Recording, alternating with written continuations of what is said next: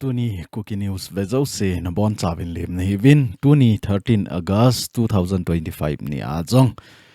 igam sungova thilso dan ho in saikit no hitin birinin dekol pahin sana jawba het deu ahi in MP pa ahi in hichi sana jawba hi nasata en pa cha na anaboli ti ho jong hi mo ahi in ipiji a pa cha ham ipi thu uma ama chunga ki pa thu ase ne ding ham ti ho jong hi ngahin sei hitin chule thado in pi asam in jong su thin na ai nei ki de ti ho jong hi mo ai in hi chi hi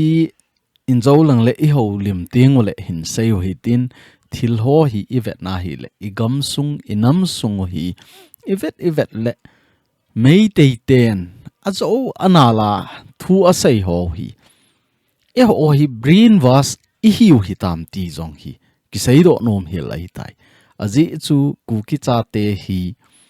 paupu film ivet deu ai in paupu filma paupu in uital ti banga kho UICHA dana hi min ku ati le i hlaiwa sui ti le i pot ji pau hi za chat akisa in hi za a chu hi cho a ko na jong hi iti ki ven deu ham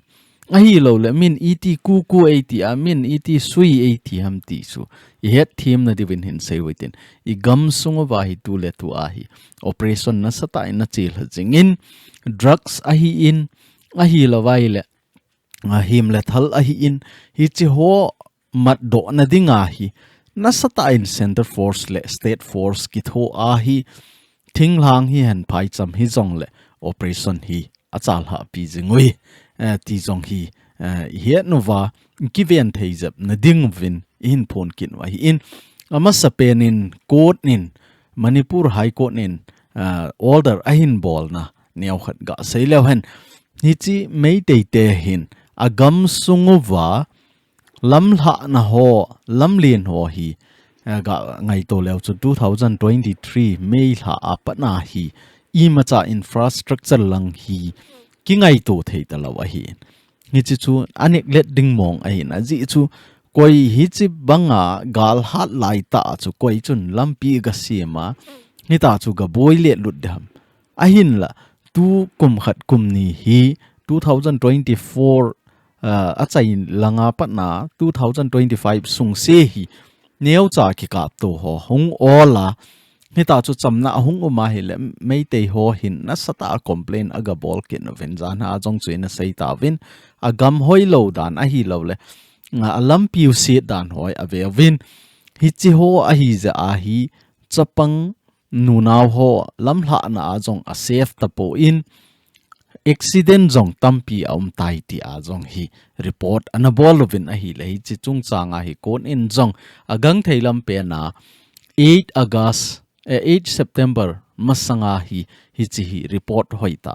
nin pe dewa hi ti hi a hi anti chu 8 September ka a hi na to na pat dewa hi ti na tabang hi chu ni chi ka a hi don put na nin pe dewa hi ti a jong hi older anabolovin a hin la KUKI cha ten ilam hla na diu khat ki zo to na dinga I thum pau hi tu le tu a hi Manipur government in nasata ado dale ti hi ama ho lampi chu gangta jan hin la dunga aga se vai le ta chu ko nen thu a hin tan pe a hin a hi le ei ho gamsung a ki sei ting le ipi bola ei ho gen thei ha sat na ho hi ei vet pi nom lo ham hi chi ji a hi ki pot no ma hi hi chi ji a chu atuma ki vai po hi tin ei ho lampi hi e hon ki bol hi tin ei ho boy na hi e hon ki su lap mo ti a chu separate administration ki thum hi in kanam mi pi te ho tu ni chan ge a hi mei te government support nom ki ma mei te government noya yu mule nom ki samama mei te sum du cha a pan ki la jing na lai jong hi I pa wang hi da hi ti chu inga sei hin tin aban ki na hi a hi le Biren Singh XCM mei te XCM pa hin sana jawba het deu ai in ama hi MP a hi in tu a jong hi parliament dunga hi ho ki ho na meeting ho chi hlajing a hi in hi china a hi sana jawba hi agading do in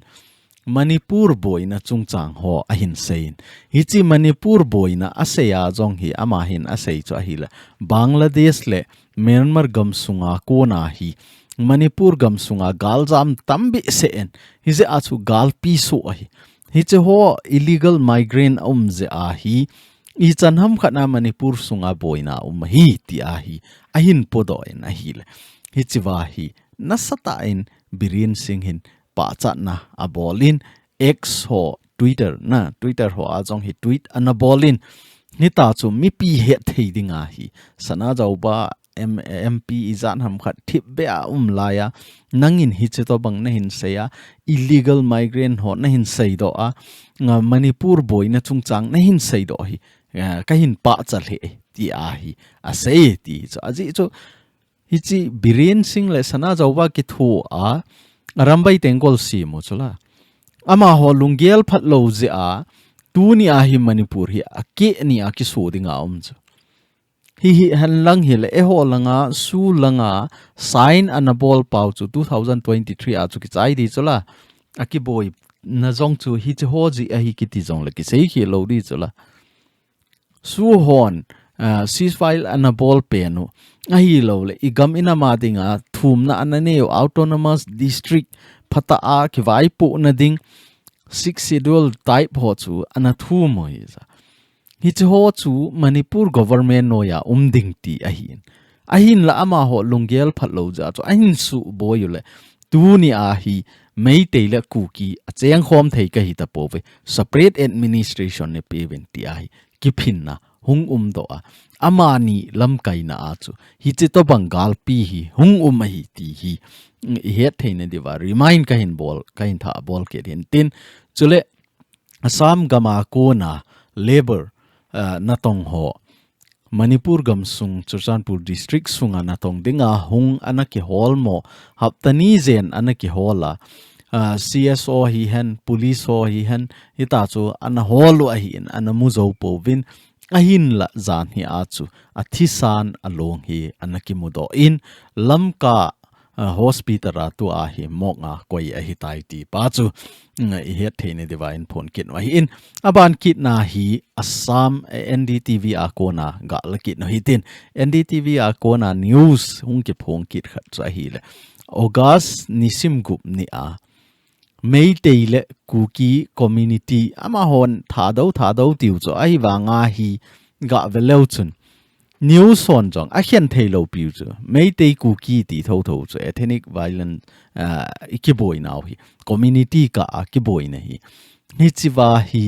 chamna sema anachi ho na thadau tribe tia na kimin vo ho mi som la sagi ho to gon na a thadau tribe pumpi sumin se ho loi cho a hi ben hi chu ho chung chang hi NDTV in ahin seina cho a hi le thadau tribe chief defense Manipur peace meet ti hi cho thadau tribe ho hin KUKI le mei lei ki boina mei te ki boina a hi chamna sim dinga aga chewi ama ho koi man angan si jong hilo PM pa jong tu ni chan ge Manipur hong pha lo hi PGM kei chi jong leng akan na dinga poi chamna di punti athil thu mu kapi lo wa hi le chun I ma cha kan lo ding ai ahin la athil thu mu kapi a hi le mei te lang ho a kona ka boi kit ding hi ti pa ya het chu a het je a solution het lo je a chu tu a hung mo hong hen nang a hung wanga chu chamna jeng ding hi lo chu modi hung jong le tu a hi Manipur boy nei ki mo cham lo di chu aji chu KUKI cha ten separate administration ki thum mei te hon agam sungo wa KUKI cha te tha chimit ding a god a tha chimit thei lo ding na hi chi chu hi ja a chu hi chu chu asu thip thei lo ding je a cha man rang het chi jong leng kan pun ti hung hen lang su thip zo hi hen lang hi le ama chu min se di kit di zo tu a min se na sanga chong se zo di se din tu a hi min na ge lai le modi a hung lo je a chamna lo hi peace lo hi ti hi chu hu ama dinga chu credit hoi zo ai ama dinga chu min phat na hi zo hung hen lang boy na hung so be hen lang a hi lo le boy na ho chu sutang thei ta hi hen lang he le ami PM khadia hi chu rong ho bol ro theilo ain oi mo beb deu hi ja a khumin aki he na hung lo he bo ai le tu a mei te le KUKI ki boina tha do tribe hon ke ho ka jaw pu ve tu a biren sing Thusei ho jong jong viral pa chu imu deu ham imu lo ka hepon a hin la hi chi chu masang lai pi video a hi tai center a kona envoy hung ho center government a kona Manipur gam sunga ipi tribe ham koi koi chu koi ham ti headinga ahung na wa chu aman ana sei na chu hi chi tha do tribe a hi wen tha do tribe ho chu KUKI di ta hi ti a sain ta jong khola KUKI la ajong original KUKI he ti na lai cho ai le tu ni a ama hon ke ho KUKI ke hi po vi ti a hi chi wa koi mangan si lo hi la mei te ho to ki khut zo ma a hi lo le minister home minister ham a hi lo le central government hi nga sum ni do theina dinga hi chi wa hi ka ga chi wen sum hi za sanction hin bolvin ti theina dinga hi chi wa pan hung ki la ei ma phat chum na ding ki vet na ei ma sa khaw ding bo ki vet na pan hung la ho chunga hi chi wa jong hi news na sata ong thangin ama ho seida na hi a hoya hi mei te le KUKI ki ka a boy na ho sulham dingin tha do tribe ho ahung ki kumavi tha do tribe hon peace aga sei go ve ti a hin la hi lo hi la hi hi chiwa alim hung ki ta jong hi ga velo chu house pui chu ama hi Samuel Chon Kholal Lovu Chief of Homunom Village Assam Dimasa Hasau District hi chiwa ko nai koi machan ngan si lo hi chi chu e ho KUKI cha te ingol ji naw mi khanin en lep ma sum hi za na ki muding a hi hung en hi chawa kho I chi ding a hi nang in jong sum hi za na muding ki chi pe jing chu hi chi la sap naw a hi na hi the ai le cho I khial de hi chi na chunga hi tu a hi tha do in pi Assam hon IPN sei ta wam su thin na a hin bol ta ama hoin point ni a hin pi ben su thin na a hin bol na wa hi social media dunga hausa kho khat le tha do in pi Assam lam kai ho kimin pha a tu masanga Manipur gama chamna thudol a ki ho limna a anakal song ho chu ama hon thanei na hingset puma thupi aneju ahi thupi aneju ahi kiti hi zolenal ahin hitabang hi koima solna le tipna het pi na thado in pi Assam in hausa hon akinei khapoi ti a phone do na ahin kinei jin ahi ti ai hichwa sei nom pe nu so ipiham ti a hil tu le tu a hi ga velo chun in jowa I ga sei pau jong cho hausa hi ka ti chula hausa hi chu hausa a hi mana cho hausa zo se su se ta tu ni a jong hi ama tha do in pi mina aga kon je a chu tha do in pi Assam zo si chu asu se khat si asu se lo chu thum lang asu se chu ama sa pe na a KUKI hi na asu min se ani na a hausa chan pi asu min se athum na a tha do chan pi asu min se izan ham khata su se chala na la hi cho zo se chu tu a hi tha do in pi Assam ki loi khom na a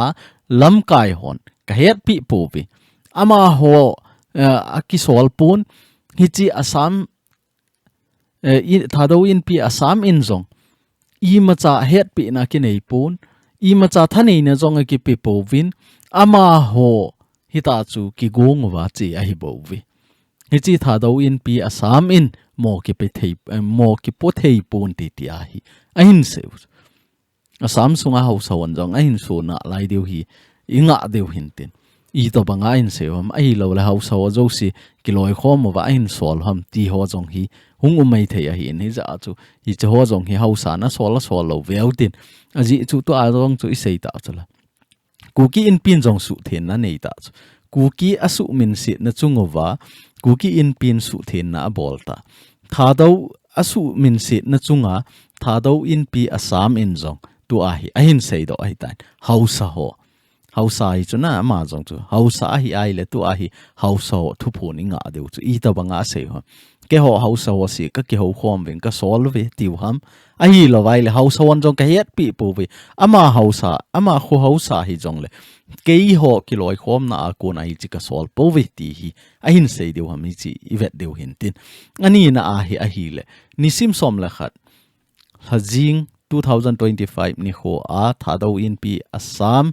letterhead mangcha a thukiso anaki bol chu thado in pi Assam lam kai ho head lova ki bol a hi ti phondo na le su thin na ahin kinejin a hi ti na le hichiwa jong hi ga veleu chun head letterhead kiti ho hi an inop no ma modify the ball va iso jing cho me te ho I ha oi mo cho me te ho hi a zo anala sei vin zo sei zong a thim mo vin ti a hin tu ni a hi chiwa lam za thang le alam kai ho hin koi head letter head hi zong le asim mo va anop no ba phun jing cho ki cha na mo mong nei lo KUKI pumpi zong hi ke vai po hi zong hi a hin ti mai theu thado in pi zong hi ke ho hi thado in pi di ta ka hi vi ti min thado in pin hoi ta clarification a hin bola ke ho ti lo hi thado in pi Manipur khapoi ti a na so ta to aman avel a hin se aban le hi chi ho jong chu boycott a bol na ho a letterhead jaw na puma jong hung ki vet sai ta a thado chan pi hon jong social boycott bol hum sawan hita ikipe yuwa nampi isu boycott jing pau hi ai the ali inga diu chule khatnin lamza thangin I to banga lunggel phalo gel jongle anung jui hobe pilu hite anung jui hobe ka pilu hite ka tinomine sumnung del ding a hi poi tuni a hi Assam hi hen Nagaland hi hen Manipur hi hen Burma hi hen Myanmar hi hen a hi lo la Bangladesh hi hen Tripura hi hen Mizoram hi hen hoi lai mun hi zong le KUKI cha te I na chi wa I pan khom phat noi hi tai tu ni a Manipur gam sunga I sopi I u inaw dei lo bola I ke bola mi bola I ke bolo na chunga hi ta hi ho he phalo hi la mi khat lunggel phatlo na zala sumei pi a hi le kil haile le jing hi chi chu in jawa ka ga se pau pu film ka sei na pen chu UICHA ku iti ai le hung thlai UICHA ho veleu chun nano phat le zep kiti zep le chun peng in tin jam in tin na kichan tin ai wanga chu sagu khat ga lan lang sep kit le chun hung thlai kit jing vet hi chi to bang I hiu chu hi chi to bang bep seu lamza thang nung izui ba akhat nin sumdu chat mana hi chi vai anung ge kijui mai le sum hi zat ki montin hi chi ho sumdu chat na mai ya na to ding a hi pui home minister pan izat sengson a bol ham a chet wang a ki he pui a hin la hi chi wa ahung na dinga sum izat ham kha sengson a ki boliti jong hi ki ma mo lo wai hi chu ho du cha na I hin khu phal ngam hi la I hung lei bang wa chu tu ni a hi KUKI cha te I hi na pa hi thi ngam pila din pi lew han I chan ge KUKI cha te ma son deu ham ti pa hi I he nu nga ye chule hi chi to bang letterhead ho mang cha a hi the a hi le letterhead za dan hi heu hi tin mi letterhead ho po copy bola mun tina ka bol thei nai tia computer ka khial thei nai tia inop no bolding hi loi ka ngol le ti ho lo hi angol hi loi kichi sa ho hi mingol hi zoi tu ni alam za thang jong hi mi tampin ama hi mi man tam hi hoti e khati itivin aman tamai le tu ni a ipi bola anam zo do ding ha anam zo do kiti mi hing chu hoi lai aman tam ha hi chu ho ta bang chu cheng khat na jong ki chu nom loi hi je a chu aman tam na loi kanam mi te ho Nagaland hian Assam hian hoi lai mun kol ning li a ho KUKI cha te ho zo si và nói lấy xịt na KUKI cha te zo si i kha phat no hi tai i gam inama dinga idin khom phat no hi tai tu ni a hi chito bang opportunity ho hi i hla wa hi le ai ti la ya jong hi chito bang hi hung nung hung ki lo ding hi chi hi pathinin KUKI cha te a dinga thil khat be epi no mo a hi tai ti pa zo a hi ki san no ba pan ela devin avelin kain tem kin hi ani na a hi ga vekil lo han zan ha jong chu ina sei ta ven KUKI student organization general headquarter a ko na head sa na thupi ina ahin bol na ho jong chu ina simo a hi tai tu a hi KUKI student organization Cedar Hills lang hon jong ahin sun jom mo ven hi chu to bang hi ding ai zan ha kana sei sa a hi ta in ahin la tu ni a kahin ta do kit na zi pian chu ipi ham tele I headquarter khat in hi ta hi thil khat ahin bola hi le a branch hon jong ka head pvt pa hi I bolungai I head piungai ai I chi piungai ai ahin la branch khat in thil khat ahin guna headquarter head lova agun long le kilom lo ai I cho chu thil di hi lo ai headquarter in a branch ho head sa lo hela ke a leader pen ka hi ti a thil ahin mo bol jong chu thil di hi kit lo ai ahin la hi ta hi iki connect to wa headquarter in a bol kha chu branch zo sin jong ka he ve ni chu to bang hi ke ho organization in chi pi ding ka go ve kiloi khom na khat min khat pu a hi ta a hi le I bol I to zo si tha khat na a chi ngai hi ti pa chu neu cha ka sei do nom ja ve la hi chi later hi kahin ta do ki re ni chi PR kan ta do ki re ama hon a sei chu a hi le a point hi ga vel sei within nampi thu mimal lungel sei lo ding nampi chung cha nga hi tu ai khat la khat ki gin mo na tam ta chu khat la khat ki ta san lo na tam ta chu ipg nam te la khat in social media mang cha WhatsApp Facebook Twitter Instagram za chum mang cha a hi ilungel li seva lam kai ho idem lam kai khat chun cheng khat jong a san lo cho tu ni a KUKI organization sunga CSO lam kai ho hi sum sang lo chu hoi ta agya lo chung kum thum lang ta cho hung ke boy naw hi kum thum lang hung ling ta a hi wa nga chu ga gel lo chun hi chi ilam kai inam igama dinga a hleina ho hi I chan ge ya ahun aphat api wa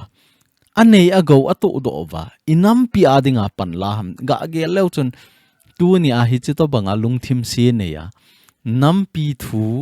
ama lungel jeng bo wa nam pi chon sa go hon hoi ta ge leu chun ne het do de wai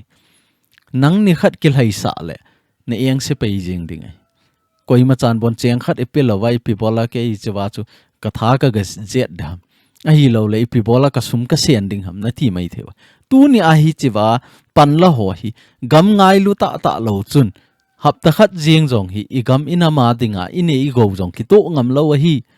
khat ve ni ve donation na hung ki bola sum I to le bon akuma kuma ki seya tu ni a ilam kai ho hi cheng khat jong seng lova inam pi a dinga thlai yu hi na pa cha lo ha aning lang khat ai sei sit na lai nampi lung ling lao na thei het chet lo thu ho mo sei lo ding hi ti a point ni na he sei ke nampi chung chang ho jong hi het chet lo bai le I sei lo de wei het chet ho bo I sei de wei adan chu KSO hon hi chi to gon a hin ne yuvin hi chi to bang chu anago ngovin KSO hon hi chi chu anabol khil ta ve ti le KSO ho chu a leader pau koi ham hi chi wa phone number rong pi o hi a phone number ho rong pi hi chi a phone number chu phone win la hi chi to bang hina ho hung so hi nam ai lo le hi chi to bang chu nang ho bol ham hi ngi a ti tiang le hi chi wa chu na dei le in I gam inam phat na dinga chu phong za tang na hi chi chu thil di chu ai wa nga I ma cha ki he chin lova ei ma lungel ei ma ngai tu na inam pi hin pui go tiang le thil hi phalos tu chunga cha sat langa video alui ho bang chu avel avela hin so wa hin viral sa ji ting ole mi pi ho hin milong ho to jong ki bowling mai te ho to jong ki bowling hi tai milong ho ni ti khati hi chi chu ken hi chu ba jong chu reply ka bol chu WhatsApp ka zaw na khatna ka na sai na chu a hi le nang hon hi chi video na bol hi na za au chalo ham na gam sung na in sung na hon sung milong ho email ma ho a hi lo la koi chu hi tale I chen khom pi ho a koi chu hi tale I gam hin to kha ai le bol di chula sei di chula en ki sei ngam lo hi la mi a sei dinga mun chom chom ma video ki the thang le le hi chu hi lo bol lu hitin izo lo vai le koyong KUKI cha te zo se hung ki kon di chula koyong kon lo ding I chawa chu I gam inam ngai lu zo se hung di chu me in I macha ki bol lo hi la hung ko no vo KUKI cha te na lo hi tam I pi na bol ham kiti ho chu hi chu again thula a jong ka nei lo bol ma sat ding hi chi to bang thu om ta in na ki tho pi na ka ngai chai ti le ki tho pi di chu lai cho a in ki bol lo a ei ki za ma sa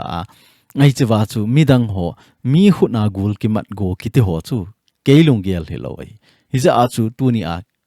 KUKI student organization hon jong a hin seu chu chu ai mi pi lung ling law na ding mi pi ki zo hlep na ei le ei sunga ki zo hlep na hoi bol po ti ti hi a point thum na asai ki no che le nam sunga ki to mo na ki dem to na thu ho sei lo ding na khanin na a hin to le mi him chu ki cham kim lo chula mi zo sin he chu wa noi le se na lam thang I ho lo vai le ki pil do lo chu mi him chu ai wa nga chu hi chiwa hi khat la khat ki dem to jing wa khanin to a ka sei ma banga chu inam lam kai hon jong I gam inama dinga chu thil phai ding ham tia na hin to le ahung fail kha a hi le hi chi chu na ball khel jong la kit teng lei ball do tho tho deu chu me ha tia to sot sa nga chu na lim to ni chi chu na ga ball in ken la masanga pa na ka het sa hi le na ball di chu na ki ball lo chu ai wa nga chu ki oi mo ji hi chi to bang hi to gon ine yu chu e ho KUKI cha te lung gel khat ine yu chu min I gam ina ma dinga thil pha hin bolai le to sot sa nga su nem ding chot den ding ki dem to ding hi chilang ho hi ingai to lam za thang jong chu vetang KUKI cha ten hi banga chu separate administration ki dela in umei ho I pasal ho I zaram khat thita I chanham khana nam pin gen theina ki tho ta ahi chiwa chu adem no ma panala no ma hi le amiel ma ho dem talowa ami chunga azat chan pi aham ki ba pi aphung ki ba pi anam ki ba pi chunga panala chu hi chi to bang lungial itam na lai chu lam za thang to bang tampi u mo choi nam sunga ba I oi mo wang wa ama sang ho zo jong yu mai the I piji enam tile KUKI jong hi ise ya hi le ampo hi ti loi jong ki ki chu KUKI hi tribe a hi bo wi ti loi jong ki ki dang ta hi chu a chai na a sei pe no hi a hi le gammi galmi katina galmi ki siam be na thei le a sa galmi ho pansa na thei thu le la sei lo ding ti a hi in hi ho jong hi min tu lai hi ken ka sei ji chu thal si a gal ball ding a hi pui thala ball phat tin lekha a ball phat tin a thu a ball phat tin hlo man phat jong mai hi je a chu mei te hon tu a FNCC ki ti holoi hu hi chu ho hu ami long ho ta hun hin ball ngamu vin tin na tiwam ball ngam lo chu a ball ngam lo ji wa kum iza ram khat ilam hla wa I macha sei lo piu chula a hi wa nga mei te hon ama ho gam sung a ki ho lo pha na chu masanga thila zo ho jong e hon I cho bang wa koi man cho ta lo ama ho ka a jong ki cho zo ta lo na a zo hon a zo thu hi za a cho dinga ki mu zo lo ta cho a hi le a thil ni a ho jong hu ga ve leu chun iti se achal iti hongen to bang ho ani o ta hi chu to bang na ho in ho mang hi ta again thailai ta wa ho avet no va hi le KUKI cha te hin hilanga khunom ta lam hla taw hila ke ho lam hla na ke ho lam pi ke ho khu ke ho thu nei na a talova ama ho hi tai akibol pi a hi le I chanham khana no ma in sa deu hi chi su boy thei na dinga chu milong ho a hin tilwa pan a hin la o hi chu ni chi pan a hin la ji wa chu e ho ikichi thewa ngai igal mi ho kalbi a hi lo le igal mi ho pancha na thei thu ho I bol lo de hi tu lai social media hat tan tin thil khat na bol chu approve chat chat chu masanga chu thu I se a hi le I se hi la hi jong le hi chi chu ka sei poi kiti the ya hian tu a hi social media thu ga sei jong le chun na thu sei na chu ki record chat na thu sei na ho zo si chu mun tina ta lim khat na ga ki post a hi le hi chi lim chu approve hi jing chu hi je a chu a hi the ai le KSO General Headquarter le KSO Sadar Hills in yet sana ahin ball point li ho hi apoya poi mo a hi in kanami te hon ngai kho chi oi ten zui oi ti jong chu ka ga sei be kit hin tin tu hin a chai na ding in point li ga sei be eng ka tin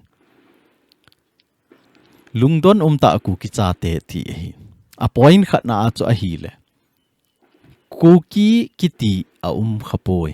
na KUKI kiti a khapoi ani na a hi KUKI te agam nei na hi po ve ti KUKI te agam nei na hi po ve na che naw hi KUKI te agam a hi po hi ti na hi kham thei bol na hi ve e tiu na le narco terrorist e tiu chola aban le ali na a chu ga velo chun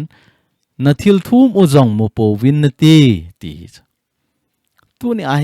ichi e ho hi event na hi le za chat au ma khang hi tin pang kho mo hi tin bol kho mo hi tin tu ni a mei te hon hi chiwa e ngo na ho hi a hi the ai le approve na ti chu approve beauty agam nei ka hiu ham ka hi lo ham KUKI a lo tu an het de wa hi na hi chu hoi vet sa oi te ka ti approve beauty ansara chu a thu a sei tho lovin ana to in vet sa wa te ka ti hi chi ki sei le e ho hi in zawa jong ka sei ki tan UICHA banga mi sei na lang Kitahsan jing to banga ki min het ke tai het na ki pot do ta a I chan ham khana gen thei gi thu ta tu a hi sagu a hin siaw le ki lut ki ta cho agam sungu jong ki chun ta chola tu a jong hi koi a hin lep be deu ham hi chi jong hi hung na lai cho hi chi jong hi ki vian deu pathin minai ki te mo hi pathin mina inam a dinga hi idin de deu hi kana min te ho min sumalo malo main siale a hin sia na lang hi del dinga hi poi khat veina mu chu nelut le chun na e a hung pot dinga hi tai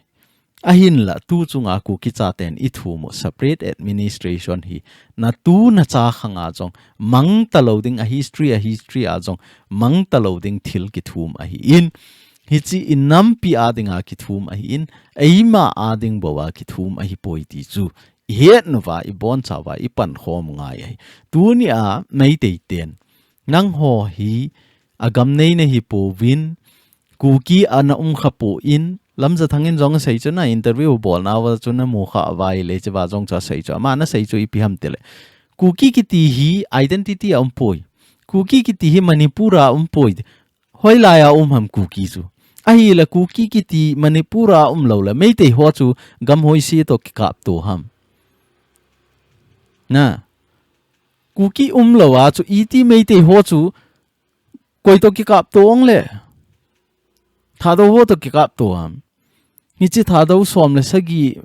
thado in pi Manipur ki min vo a hi chi mi som le sagi ho to chun ki kap to wa chamna ga si mo ham KUKI poi Manipur aga kiti mei te ho hin ilung thimu wa hi brainwash a bol la chai na e ho le e ho jong hi ki Kitahsan ta lo so a chai na a hi ama ho thu sei chu adi a hi tai ki thi so min KUKI poi ti le hi nge poi ki ti ta KUKI te agam nei ne hi po ve ti le KUKI te agam nei ne dinga chu approve bol na dinga ki le chu za cha rom ji dan kin choi ngai sa po ti aji chu na het nom vai le moiranga museum khola freedom fighter ho ga vetau ai lo vai le history za nam khat khola internet na jong tu lai thang yeng tai la ki mutai hi cho ga sim tau mei te ho chun ama ho gam sunga chu sumang na ve tau hausa ho le kha chomowa a in pum puma hal hau hi cho chu bol thei na ve tau hi jong le KUKI hi naw chu aman thei lo na ding history a chu tu a hi India gam keu hi loin foreign gam a jong chin lang KUKI ga sei le chun KUKI history su I to bang ham hin khol le a khol ro tho diu adi pa chong pot tho kham thei bol na hi ve ti le la bo ahlanga I wa no wa kham thei bol kit no min aphalowa I ngo a hi le kisim phau te ti talo mi ngo an ho chu a hi ka hi tam ti a ahlanga amasanga hlang khat I wa jiwa chu tu a hlang thum hlang li ki wat na hi ta chu ki bol kit jing mi ngo na ho hi Kitahsan yeng za chat wal be se KUKI cha te chon dan ho na thil thu mu zong mu povin na ti le tu a hi akiniam lo loi dim set kit ta so a hi ki mo pon te hi tin te khatin te tampi chu ipi bola tu ni chan ge ya I thil thum I mu lo di wai le mei te ho I gam sung wa hong lut ngam lo ipi bola nang nan lut ngam lo ipi bola buffer zone hi so he no ngai chu mi sei zo si mo ta san ding hi po eile ki ka I phat chum na deu I zat ham khat hi zat phi ki se ya khat chaung ta san lo wa mei te hon a zo anal a hin se vai le ina ta san pe jeng pa wang hi da ka sabi se kanami te ho pathin mina ka hin ti mai hi chiwa mei te hon point li a sei na ta san pau hi na lung sungwa ko na delete bolovin agam I mu di wa agam zong I ho a hi ipu ipa khanga ko na ina che na wa hi KUKI zong hi tu a mei te ho si hin poi ti zong le apam langa hon zong her so ke wa hi mi zo ho na sanin zong ke ho zong KUKI kan hi vi mo agam ka mu je wa ki to theine dinga chu an a try ma ki sei talowa ka bon cha wa ka ki to theine diwa mi zo ka ki sa wa hi ti zo hi ta pangui chu e ho chu I cho chu ki pom thei lo chu KUKI hi ve te le ke ho KUKI ka hi po ve tha dau ke hi ve ke ho zo mi ka hi ve ai wa nga chu Greater Mizoram tiutin Mizoram a taute Mizo kiti taute Mizo na pom the ai le ipi bola gam hoi sla chu KUKI chu na pom the lo ham na hi na pom the lo wa mi nung na bel go te na la hi chu ho to bang lungel in ei lai se wa I ga mo hi khang to lo ding ai a khan to the na dinga chu I hi na I ki het ngai I hi na chu I pom thi mo I pom diu ai tu ni a jong KUKI jong hi avela ka se hi modified bol le ngai po anung ama koi be ding po KUKI mi zo chin abon cha a hi cho thum zo si a hung ki pun khom ting le zo hi ve zo cha te hi ve bon wa tu a jong ki koi man se hi jong le zo cha te hi chu I bon cha wa I ki go phom naw chu zo hi chu hi se a chu tu a jong hi zoro chala ai wang hi che wa chu e hon KUKI zo I ti wai le a zo la a jong chu a lien ding ikila ki got ki no ham ti jong koi son nung nom thim hi se a chu hi na pa I den pi deu tu ni a mi zo hon jong anung ama I ma cha hap lo chin hon jong anung ama I ma cha hap lo pi KUKI te na hi le I pi bola anung ama za I hap hi na pom thei lo ho chu don ngai poi hi na pom thei si be hi hoi ta ki lung to hi ten khana hi ten tu ni a thal choi hon jong a hi dan na muni mun thuma amin ja chom ki sa sang wa hi khana ki sa lew han bon mi ki zo nai lo ding a hi chi khana khom ding ai to hi ten pang khom hi ten am wing khat bo hi ten abana politic bol khat bo education khat bo department chum hi te khat na khom theu hi ten jan hi video jan hi masa video kain sim na kana sei tai federal government tia naga federal government asim banga to ei hon I sim phat no hi ta lo ham tu ni a hi naga ho khu veleu chun naga ta ho ka sei he ong ka cha naga ho chu a zaw nom le za a zaw dal hai naga ho chung chang khu ga veleu chun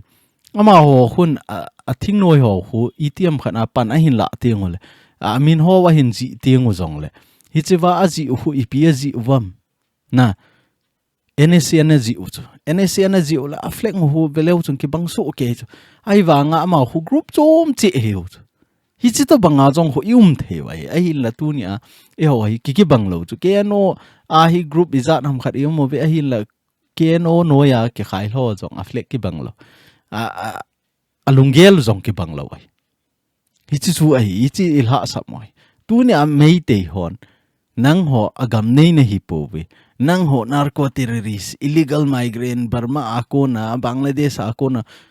Bangladesh hen nang Burma hi hen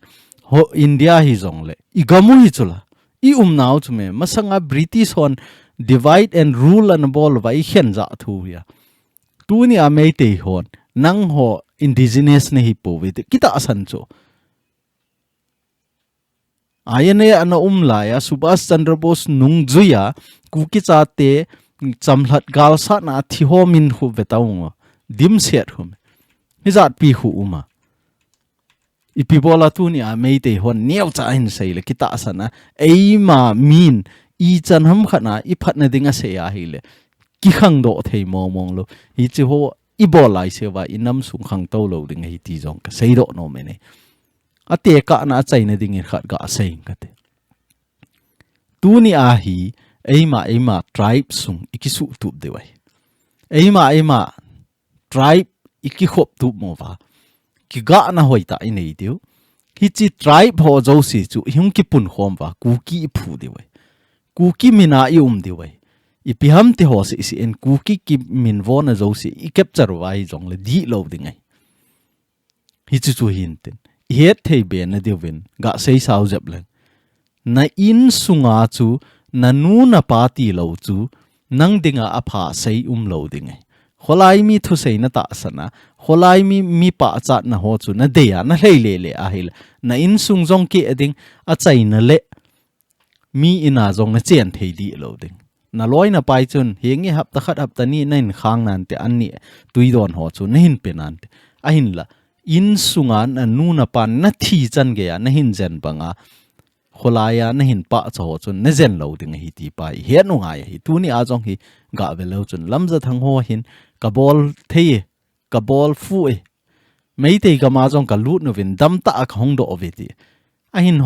hoi diu a cha iki hoi ani phat le lol tan le ki chai chi to banga zo an bol de we hi je a chu ei ma sung inam chan pi izat chan pin thu ki sei ingai lo wa hi le in sunga thu ki sei ngai lo to bang hi win kholai mi thu sei Kitahsan wa Melma ho Thusei Kitahsan wa ile phat khat le I chung wa hong lung ding pa ho vet ngam hong lo ding hi ti pa hi a chaina ka ga sei the hin tin I sei sao jep ta ven tu ni KUKI news ve zo se na chung chi evin ka ki pa in subscribe bol nai lo hon jong a velin ga subscribe mo hitin a subscribe sa ho chun subscribe e bol ta lo di wa hi na chung chi evin pathin in phat thei na bo jing taw hen